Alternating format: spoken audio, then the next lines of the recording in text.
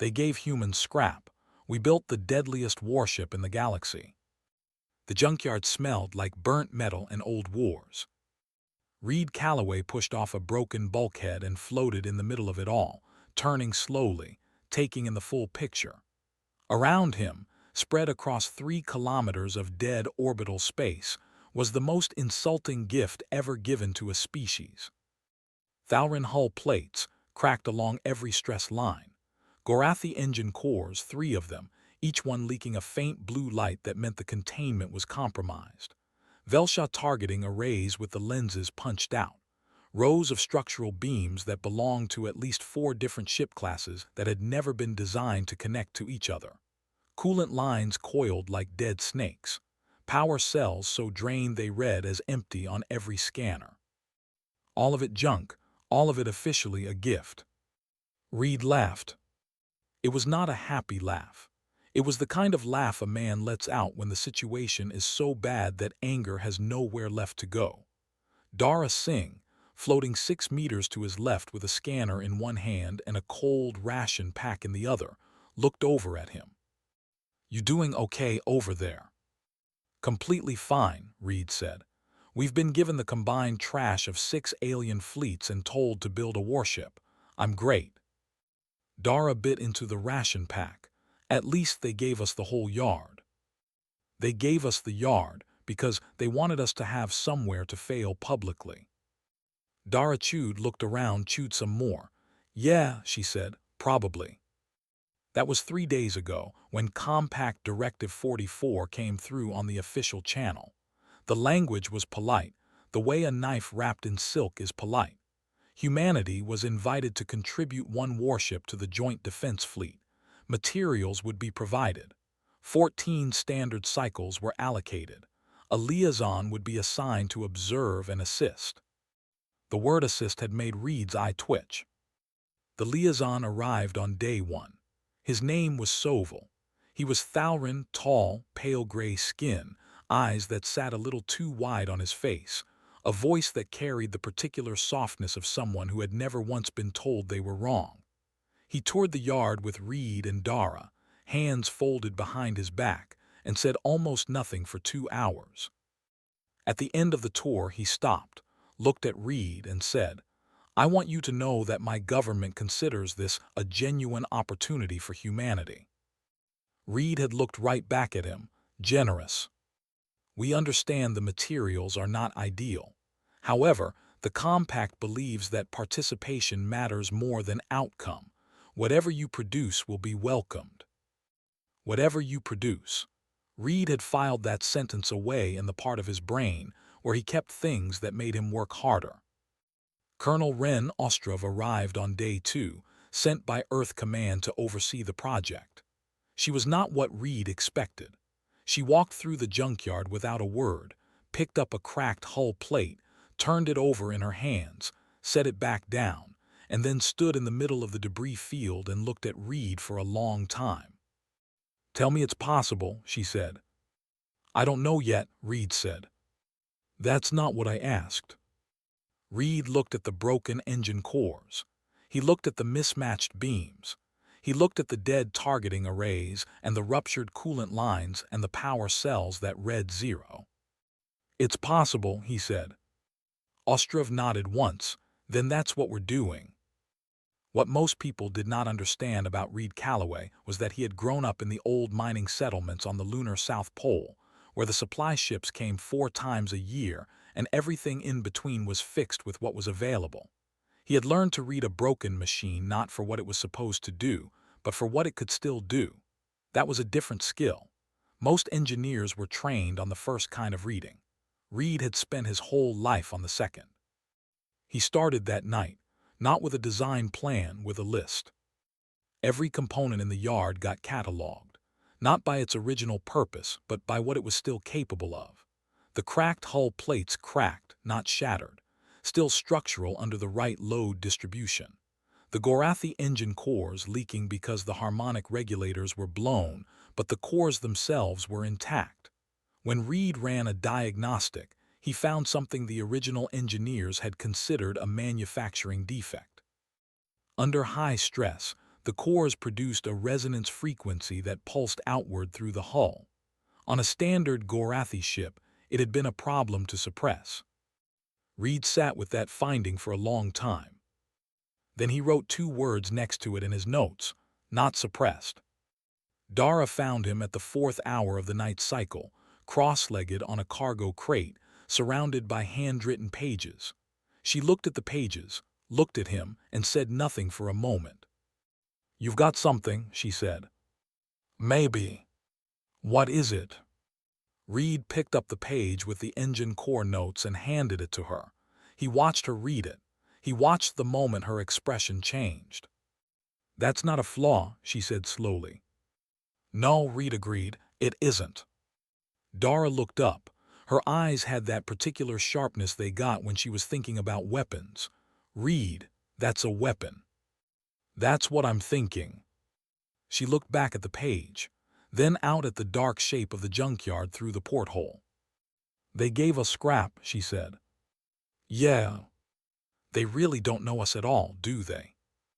Reed picked up his pen and turned to the next blank page. "No," he said, "they really don't." Sovol filed his first report on day 9. Reed did not read it, but Ostrov did, and she summarized it in 3 words. "He's not worried." That was fine.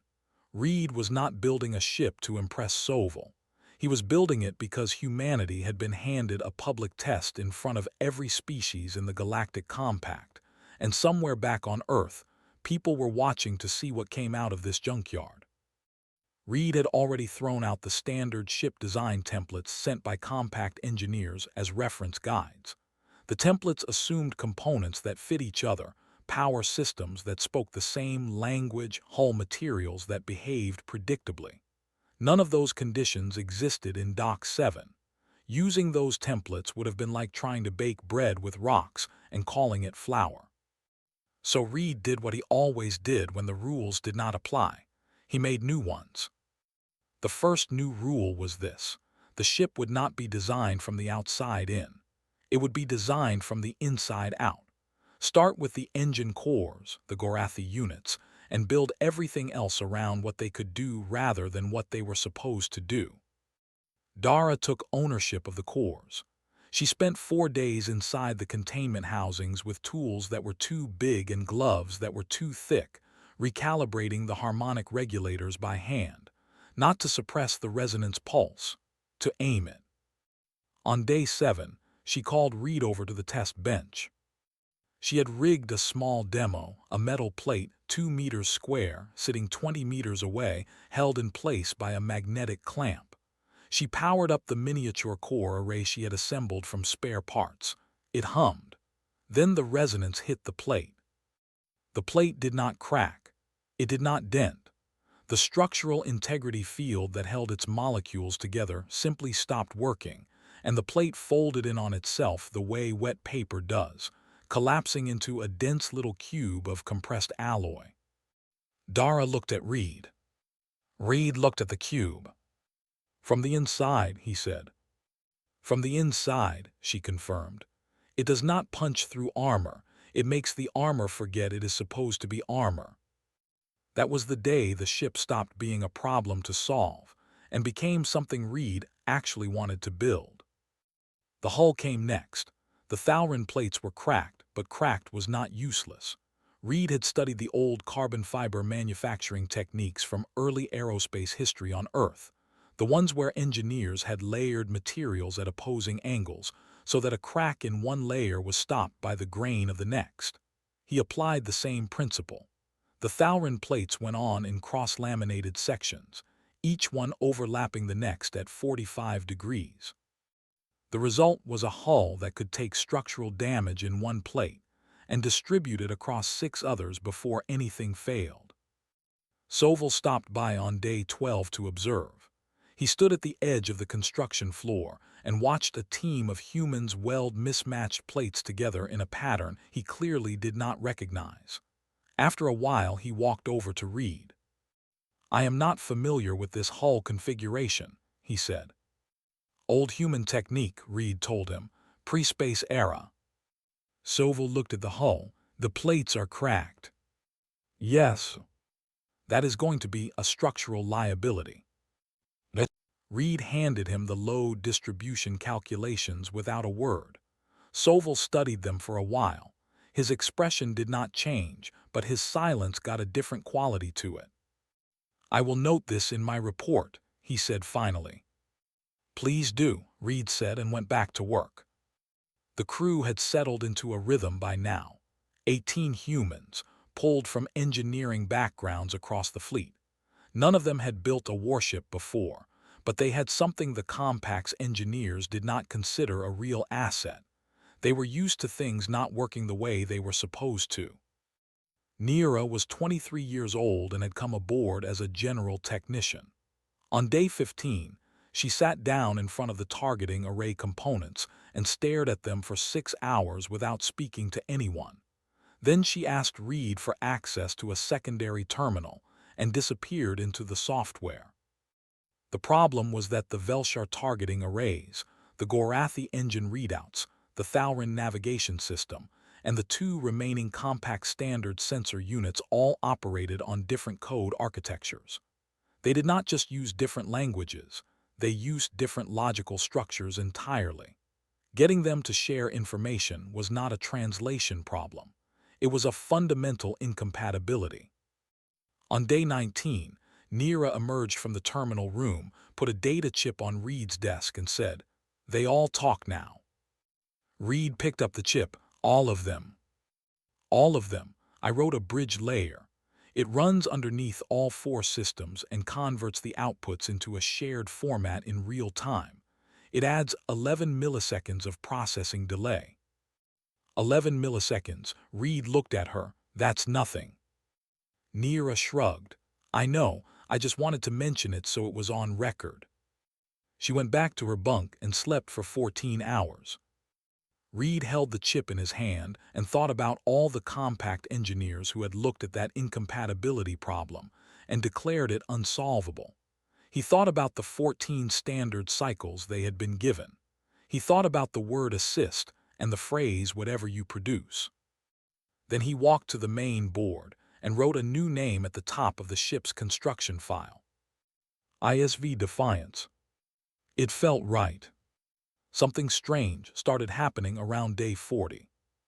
The alien observation teams, the ones the Compact had stationed at the edge of the yard to log progress and send back reports, began arriving earlier each morning. They were supposed to check in once a day. By week 6, some of them were showing up twice, then 3 times. Reed noticed but said nothing. He had a hull to finish. The cross-laminated plating was 3/4 complete, and the shape of Defiance was finally visible in a way that could not be ignored. She was not a beautiful ship. She did not have the clean lines of a Thalrin cruiser or the aggressive sweep of a Gorathi battleship. She was wide across the middle, with plating that caught light differently at different angles because the alloy types did not match. She had a blunt nose and a lower deck that jutted slightly further than standard design would allow. She looked, as one of Reed's crew put it, like a ship that had survived something terrible and kept going anyway. Reed thought that was perfect. The engine integration was the hardest week of the whole build. The 3 Gorathi cores had to be mounted into a human-designed cradle.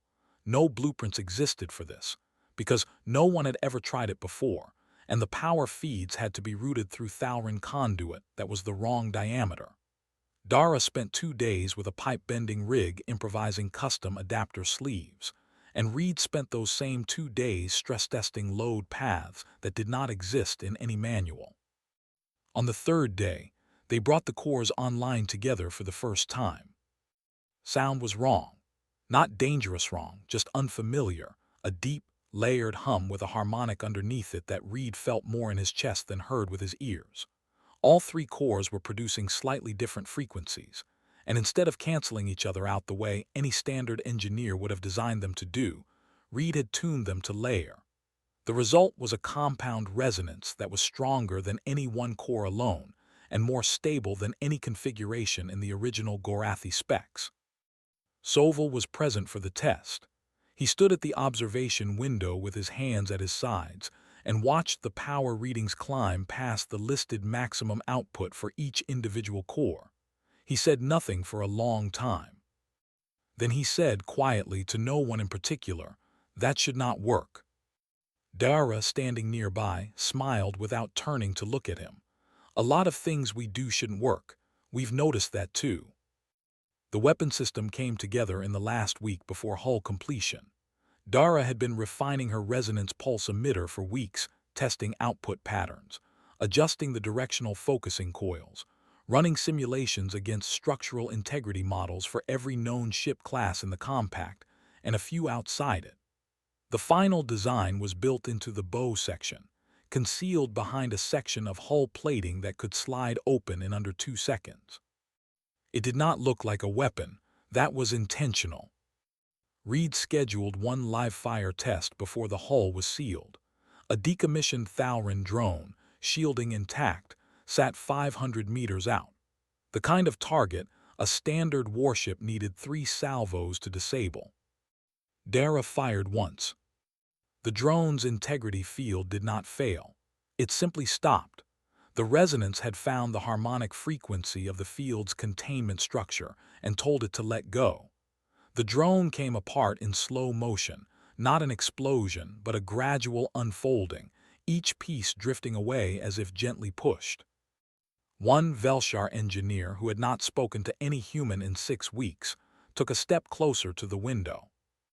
Reed watched that step and filed it away. Ostrov found him that evening sitting on the hull of Defiance, legs hanging over the edge, looking out at the stars. She climbed up and sat next to him and did not say anything for a while. "We're going to finish early," she said eventually. "By 3 cycles at least," Reed said. "Soval's reports have changed." Reed looked at her. "Changed how?"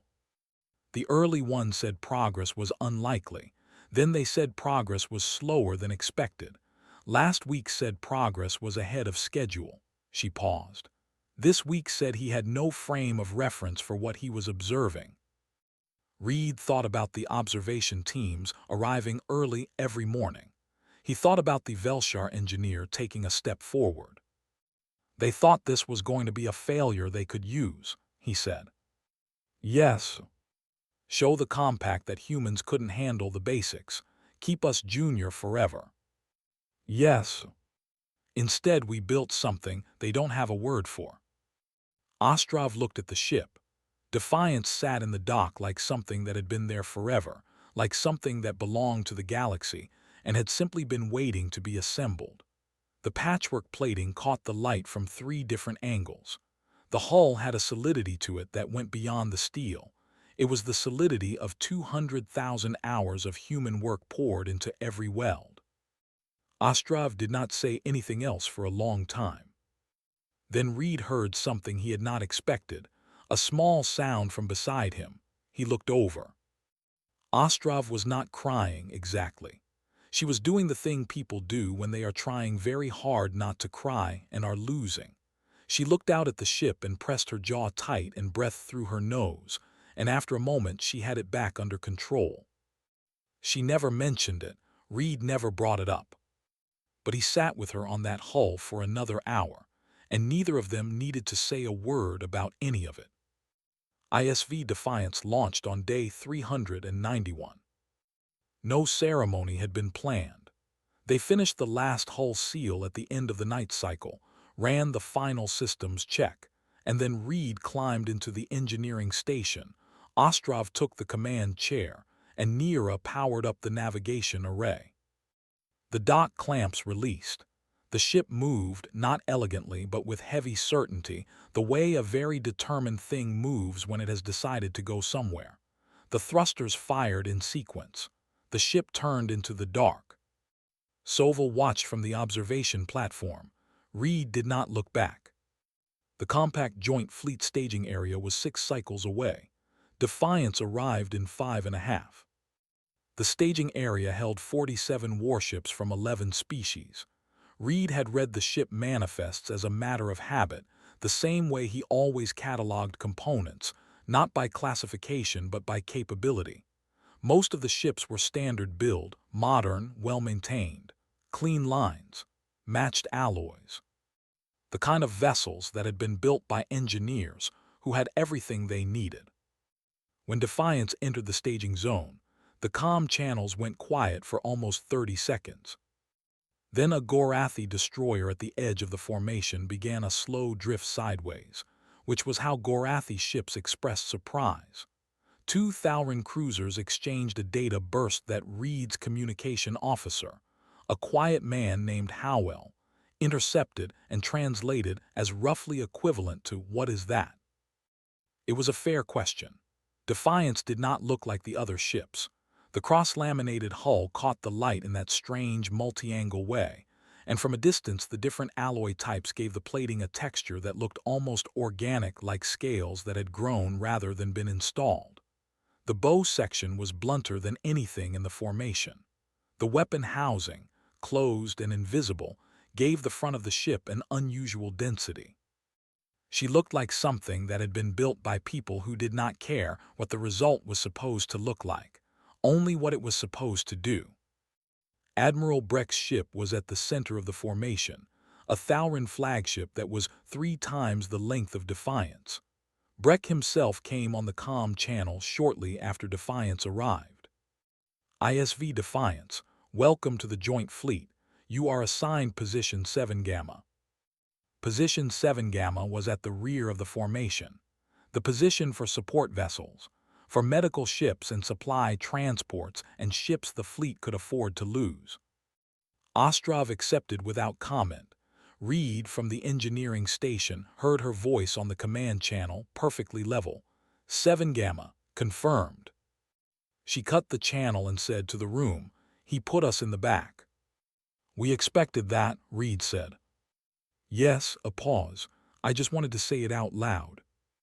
The Joint Fleet exercises were scheduled to begin in 6 cycles, which gave the crew time to run final systems calibrations. Reed used every hour of it.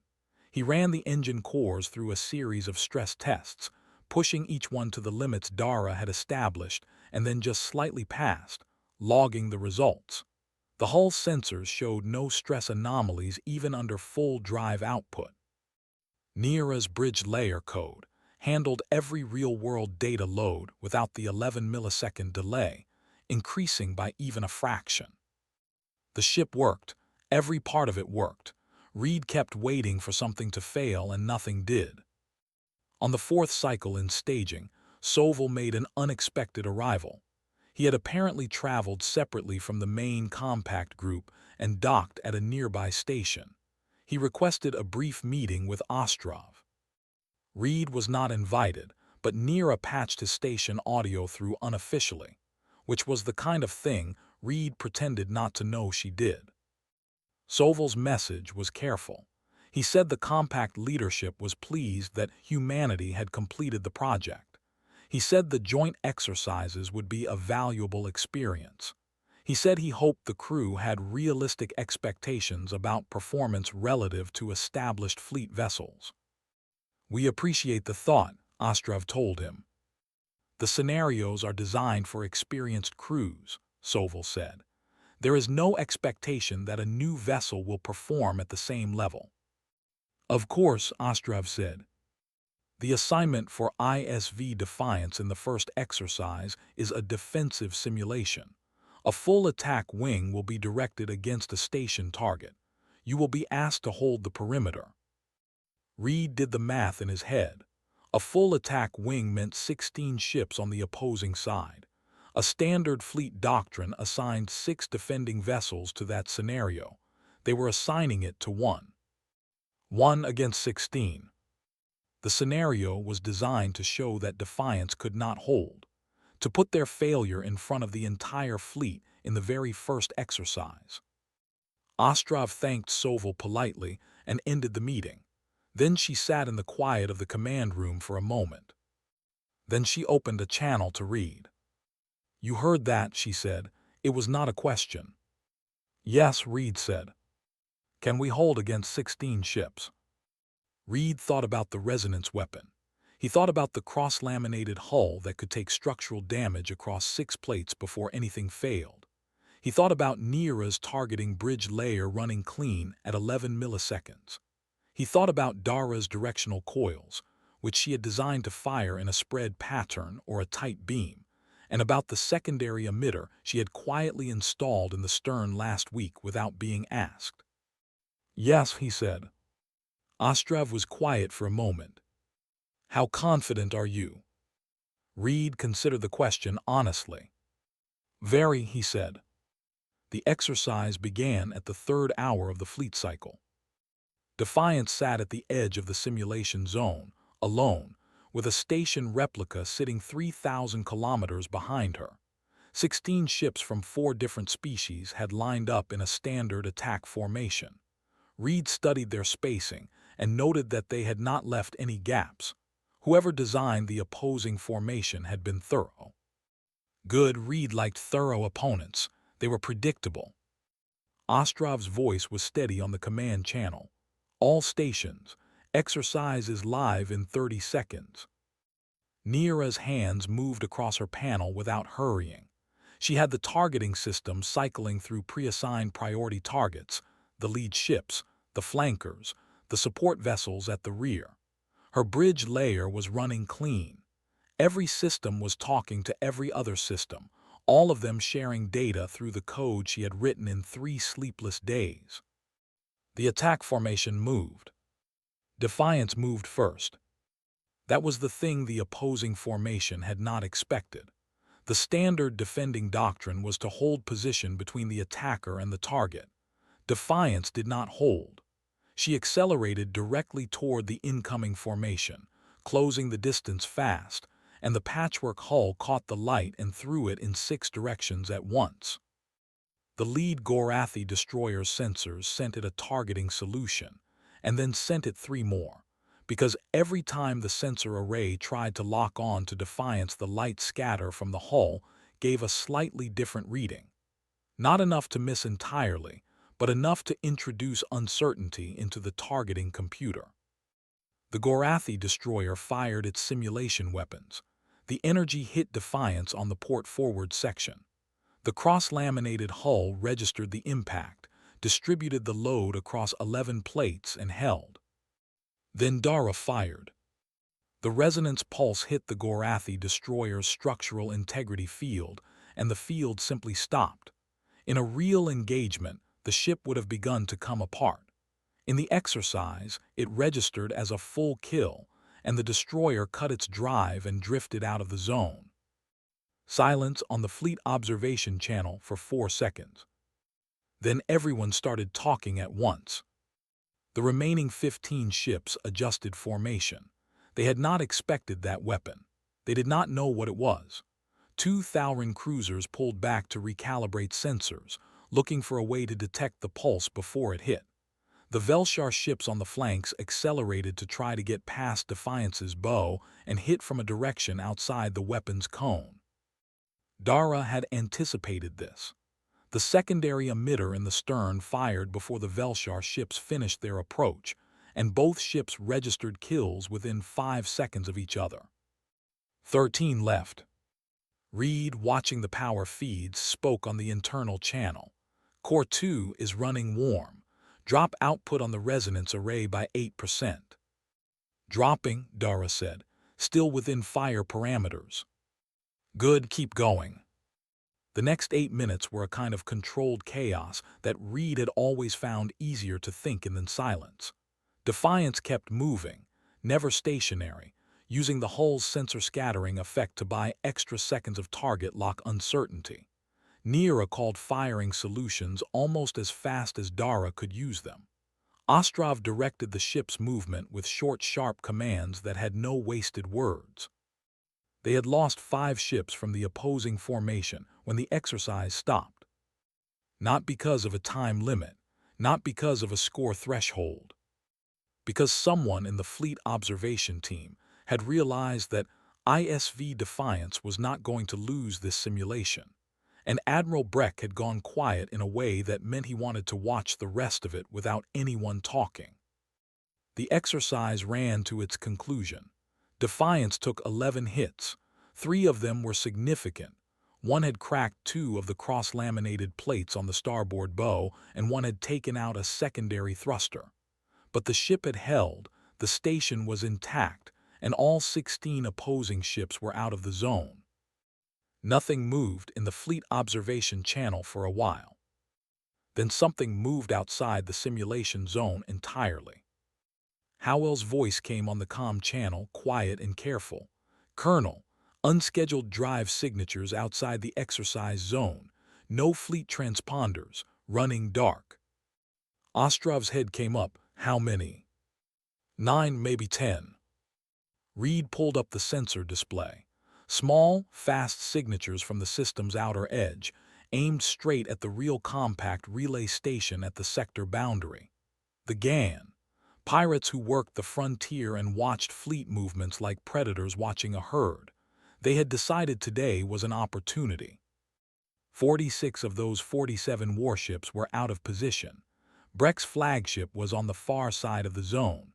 The ships closest to the real station were unarmed transports. Defiance was already on the correct side. Breck's voice came on the fleet channel. It was the first time Reed had heard him sound like something other than a man expecting to be amused. "All ships, this is not an exercise. GAN incursion, sector boundary. ISV Defiance, hold your position until the fleet can." Ostrov cut him off, cleanly and without hesitation. "ISV Defiance is moving to intercept." She closed the channel. Reed felt the engines accelerate under his hands. The ship surged forward out of the simulation zone into the dark between the 2 points. Behind them, the fleet was still turning around. Ahead of them, 9 GAN raiders ran toward a station that had no idea they were coming. Reed put his hand on the engine console and pushed the cores past rated output. Defiance ran. The GAN saw Defiance coming and did not slow down. Reed had not expected them to.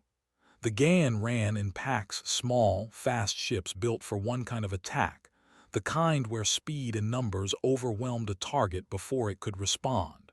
They had never faced a single ship that accelerated toward them instead of pulling back. 9 ships against 1.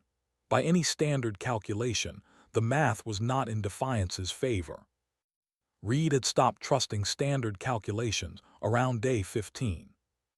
Ostrov's voice was calm. "Nira targeting solutions on the 3 lead ships. Dara bow emitter tight beam. We go through their center." Nira put the solutions on the display without a word. The lead GAN ship was a converted freighter, armored hull, weapons platforms bolted to the top deck, fast in a straight line but slow to turn. The second and third were purpose-built raiders, smaller, lighter. Dara fired at the lead freighter from 3,000 kilometers out. The resonance pulse crossed the distance before the GAN crew had finished their approach calculations. The freighter's structural field failed. The hull did not explode. It folded in, like a crushed container, the massive armored plating simply losing the ability to hold its shape. The ship went dark and began to drift. 8 left. The 2 raider ships immediately broke formation to split Defiance's angle of attack. It was a smart response. Against a standard ship with a fixed bow weapon, splitting the approach meant one ship could always get outside the fire cone. This was not a standard ship. The stern emitter took the portside raider. Dara had the bow recharged in 3 seconds, faster than the rated cycle time because Reed had, weeks ago, modified the charging relay to bypass the standard cooldown limiter.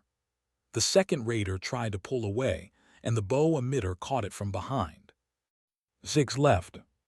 The remaining GAN ships held course toward the station for 2 more seconds, which was how long it took their leader to make a decision. Then 5 of them broke toward Defiance, and one kept going for the station. Reed was watching the one that kept going. Nira, the station runner. "I see it. Colonel, redirecting means losing fire solutions on 2 of the 5 incoming." Ostrov made the call instantly. "Take the runner. Dara, manual on the 2 incoming." "On it," Dara said. The next 90 seconds were not clean. All 5 GAN ships were firing. 3 hits were hard enough that Reed felt them through the deck.